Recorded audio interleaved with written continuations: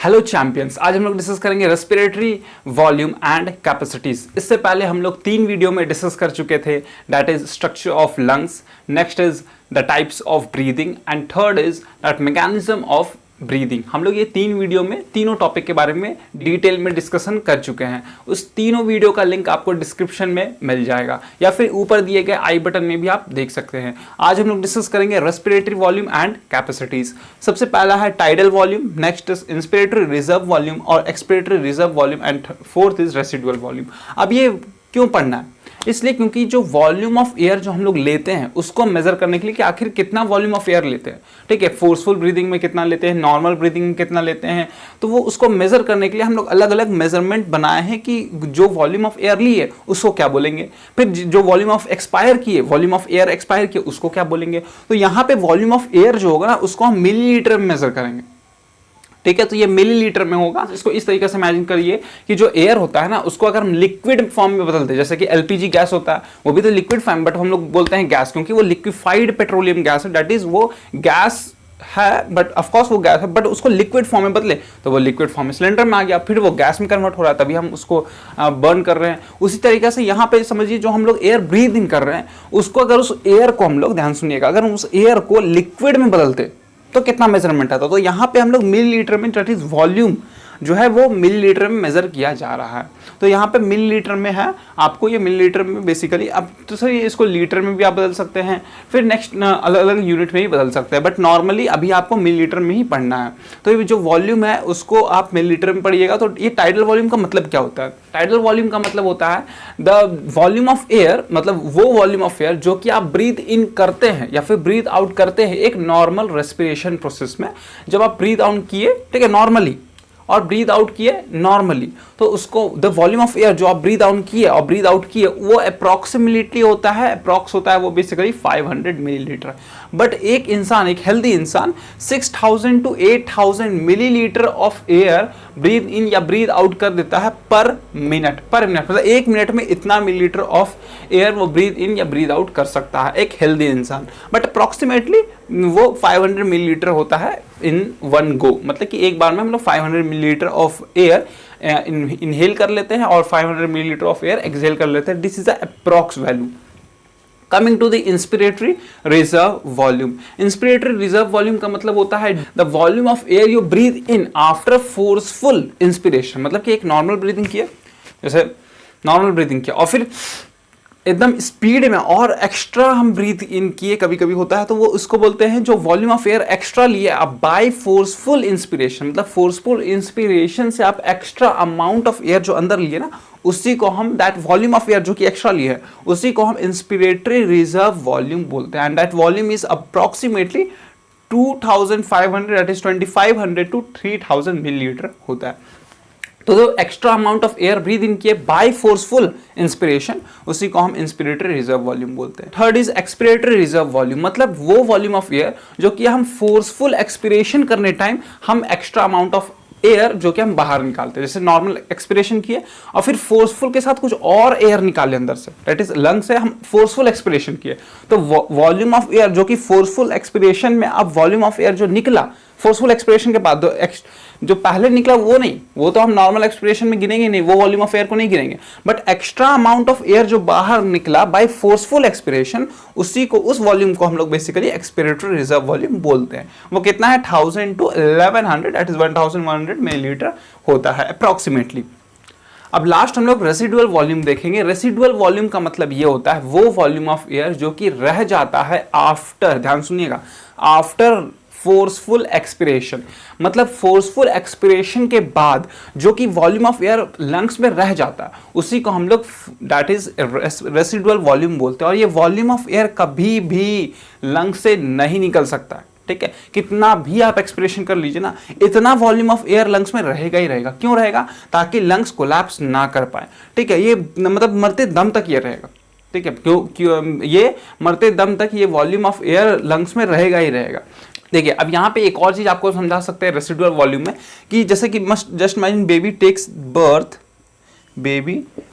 Birth जब birth हुआ है, अभी जो बर्थ हुआ डॉक्टर को ये पता करना है कि ये जो बर्थ हुआ है ना ये बेबी का, ये डेथ कंडीशन में हुआ है, मान चलिए डेथ बेबी हुआ है, पहले से ही डेथ था, और या फिर अलाइव कंडीशन में हुआ है, ये चेक करना है हमको। ठीक है, हमको बेसिकली चेक करना है कि ये डेथ कंडीशन में हुआ है, पहले से ही डेथ था, या फिर ये अलाइव था, ठीक है, उसका बाद डेथ हुआ है। तो ये हमको बेसिकली डॉक्टर को चेक करना है। तो ये चेक कैसे होता है पता है? ये चेक होता है बेबी का कुछ दैट इज पार्ट लंग्स का लेकर के, कट करके लंग्स को लेकर के, और उसको एक बीकर में रखा जाता है। ठीक है, लंग्स को बीकर में रखा जाता है, ध्यान सुनिएगा, लंग्स को किस में रखा जाता है? एक वाटर है और उसी के अंदर बीकर में रख दिया जाता है। अगर बीकर में लंग्स फ्लोट करने लगेगा तो समझ जाइए कि वो अलाइव कंडीशन के बाद, अलाइव हुआ था मतलब कि वो जिंदा था, उसके बाद फिर कुछ सेकंड बाद वो मर गया। बट डेथ कंडीशन में क्या होगा? वो लंग्स डूब जाएगा, नीचे डूब जाएगा। अगर डेथ कंडीशन में होगा तो जो लंग्स होगा वो नीचे डूब जाएगा। मगर अलाइव कंडीशन के बाद डेथ हुआ, ठीक है, पहले से डेथ नहीं था, अलाइव कंडीशन हुआ मतलब कि जिंदा था, उसके बाद फिर मर गया बेबी, तो उसको हम बोलेंगे डेथ हो गया। तो उसके बाद बोलेंगे कि वो जो लंग्स होगा ना वो फ्लोट करने लगेगा। अब क्यों ऐसा? क्योंकि अलाइव कंडीशन में था ना, तो उस वक्त इंस्पिरेशन एक्सपिरेशन हो चुका था। अब इंस्पिरेशन में कुछ अमाउंट ऑफ एयर हम बोले लंग्स में रह जाता है, तो मरने के बाद भी वो रह जाता है। तो अब वो लंग्स में पहले से ही एयर है, अब जब एयर रहता है कोई चीज में तो क्या करेगा? वो फ्लोट ही तो करेगा।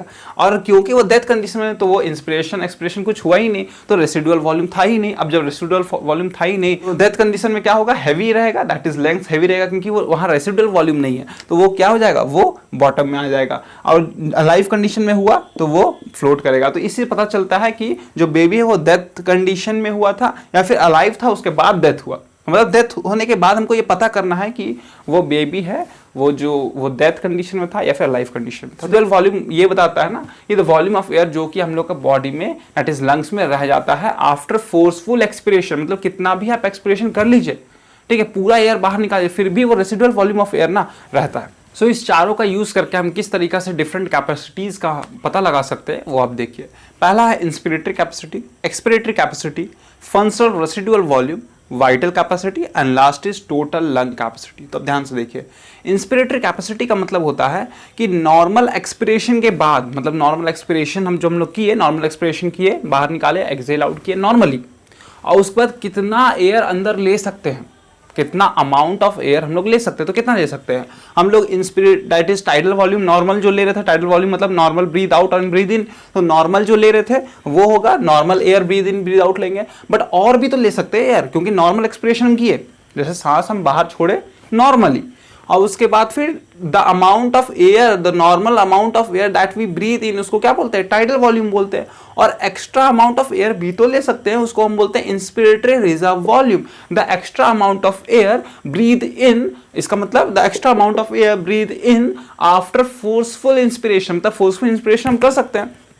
तो टोटल जितना हम इंस्पिरेशन किए उसको हम इंस्पिरेटरी कैपेसिटी बोलेंगे। वो कब होगा? जब नॉर्मल एक्सपिरेशन के बाद जितना अमाउंट ऑफ एयर हम अंदर ले सकते हैं, दैट इज नॉर्मली जितना हम लेंगे और एक्स्ट्रा अमाउंट ऑफ जो लेंगे, इंस्पिरेटरी रिजर्व वॉल्यूम जो बोलते हैं, उस दोनों को ऐड करने के बाद हमको इंस्पिरेटरी कैपेसिटी आ जाएगा। उसी तरीका से एक्सपिरेटरी कैपेसिटी का मतलब नॉर्मल इंस्पिरेशन करने के बाद, मतलब नॉर्मल इंस्पिरेशन किए, नॉर्मल इंस्पिरेशन किए, फिर जितना अमाउंट ऑफ एयर हम बाहर निकाल सकते हो, तो कितना अमाउंट ऑफ बाहर निकाल सकते हैं? एक टाइडल वॉल्यूम हो गया नॉर्मली जितना एक्सपायर कर रहे हैं, प्लस एक्सपिरेटरी रिजर्व वॉल्यूम भी तो है, जितना अमाउंट ऑफ एयर हम लोग एक्स्ट्रा अमाउंट ऑफ एयर बाहर निकाल सकते हैं, एक्सहेल आउट कर सकते हैं आफ्टर फोर्सफुल एक्सपिरेशन। तो उसी को तो हम लोग बोलते हैं एक्सपिरेटरी रिजर्व वॉल्यूम। तो इसीलिए आफ्टर नॉर्मल इंस्पिरेशन, ध्यान सुनिएगा, आफ्टर नॉर्मल इंस्पिरेशन जितना अमाउंट ऑफ एयर हम लोग बाहर निकाल सकते हैं तो हो गया tidal volume plus expiratory reserve volume.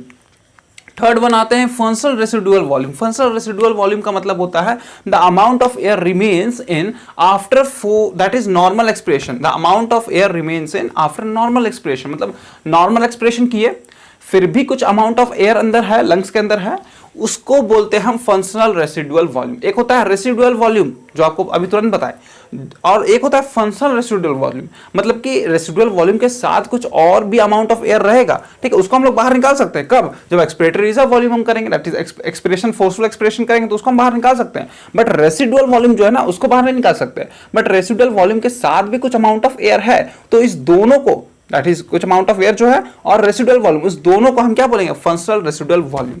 But ये जो एक्स्ट्रा अमाउंट ऑफ एयर है ना, उसको हम बाहर निकाल सकते हैं, कैसे, फोर्सफुल एक्सपिरेशन करने से। तो इसीलिए the amount of air remains inside the lungs, that is residual volume plus the amount of air that we can, वो बाहर निकाल सकते हैं, that is by forceful expression. But अभी नहीं निकाल रहे हैं, क्यों, क्योंकि वो नॉर्मल एक्सप्रेशन अभी हम कर रहे हैं, फोर्सफुल एक्सप्रेशन नहीं कर रहे हैं, नॉर्मल एक्सप्रेशन कर रहे हैं, इसलिए एक्स्ट्रा अमाउंट ऑफ एयर अभी भी है। तो वो वॉल्यूम को क्या बोलेंगे, एक्सपिरेटरी रिजर्व वॉल्यूम, और जो रेसिडुअल वॉल्यूम पहले से होता है। वाइटल कैपेसिटी का मतलब होता है the amount of air you breathe in after forceful expiration, मतलब फोर्सफुल एक्सपिरेशन कर चुके हैं, पूरा लंग से बाहर निकाल चुके हैं air, that is tidal volume of air भी निकाल चुके हैं, और expiratory reserve volume of air भी निकाल सकते हैं, मतलब फोर्सफुल एक्सपिरेशन हम कर चुके हैं। उसके बाद जो अमाउंट ऑफ एयर हम लेंगे उसको हम लोग बोलते हैं वाइटल कैपेसिटी। तो किसके बराबर होगा, वो एक्सपिरेटरी रिजर्व वॉल्यूम जो कि हम बाहर निकाले थे, expiratory reserve volume, tidal volume जो कि नॉर्मल ले रहे थे, और इंस्पिरेटरी रिजर्व वॉल्यूम। तो ये तीनों का एडिशन पूरा टोटल कर देंगे ना, एक्सपिरेटरी रिजर्व वॉल्यूम जो कि हम बाहर निकाले, टाइडल वॉल्यूम जो कि नॉर्मल हम ले रहे थे, इंस्पायर कर रहे थे, एक्सपायर कर रहे थे, वो उसको बोलते हैं नॉर्मल इंस्पिरेशन। एक्सपिरेशन में जो अमाउंट ऑफ एयर हम लोग लेते हैं दैट इज 500 मिलीलीटर, अभी तुरंत सबसे पहले समझाए थे, तो उसको हम टाइडल वॉल्यूम बोले थे। और third one that is inspiratory reserve volume, the amount of air you breathe in after forceful inspiration, forceful inspiration के बाद जो हम लोग ब्रीथ इन लेते हैं। मतलब यहाँ ये समझाना चाह रहे हैं कि वाइटल कैपेसिटी का मतलब होता है कि the amount of air you breathe in, कितना अमाउंट ऑफ एयर आप ब्रीथ इन करते हैं आफ्टर फोर्सफुल एक्सपिरेशन, मतलब फोर्सफुल या पूरा एक्सपायर कर दीजिए, मतलब एयर को बाहर निकाल दीजिए लंग से, उसके बाद जो अमाउंट ऑफ एयर जो लीजिएगा ना उसको हम लोग बोलते हैं दैट इज वाइटल कैपेसिटी। और वो किसके बराबर होता है, expiratory reserve volume, tidal volume और इंस्पिरेटरी रिजर्व वॉल्यूम, ये तीनों एडिशन करने के बाद हमको वाइटल कैपेसिटी आता है। ठीक है, क्योंकि बेसिकली इसी का रोल प्ले हो रहा है ना, टाइडल वॉल्यूम हो रहा है, ठीक है, एक्सपिरेटरी रिजर्व वॉल्यूम हो रहा है और इंस्पिरेटरी रिजर्व वॉल्यूम हो रहा है, तो इसको हम लोग वाइटल कैपेसिटी बोलते हैं। टोटल लंग कैपेसिटी का मतलब the total amount of air that is accommodated in the lungs, lungs के अंदर जितना अमाउंट ऑफ एयर रह सकता है after forced inspiration, forced inspiration के बाद, फोर्स्ड इंस्पिरेशन के बाद जितना अमाउंट ऑफ एयर रह सकता है, एकोमोडेट हो सकता है उस लंग्स में, उसको हम लोग टोटल लंग कैपेसिटी, उस लंग्स का कैपेसिटी बोलते हैं। तो पहला रेसिडुअल वॉल्यूम जो कि पहले से है, और एक्सपिरेटरी रिजर्व वॉल्यूम, और टाइडल वॉल्यूम और इंस्पिरेटरी रिजर्व वॉल्यूम। अब ये तीनों देख सकते हैं, ये तीनों किसके बराबर है, वाइटल कैपेसिटी के बराबर है। तो वाइटल कैपेसिटी लिख सकते हैं, और ये रेसिडुअल वॉल्यूम है, तो residual plus vital capacity is equal to total lung capacity. तो I will just explain you how you can find the capacities, और उसको समझेंगे कैसे वो हम आपको बताएं, और किस तरीका से निकाला जाता है। इससे पहले हम आपको बताएं कि कितना वॉल्यूम ऑफ एयर हम लोग ब्रीथ इन करते हैं, ब्रीथ आउट करते हैं फोर्सफुली, या फिर फोर्सफुली एक्सपिरेशन या इंस्पिरेशन में कितना ब्रीथ आउट, वो बताएं, और रेसिडुअल वॉल्यूम के बताएं। I hope you like the video, and if you like the video then make sure you subscribe to the channel and hit the bell icon to get all the notification. Thank you.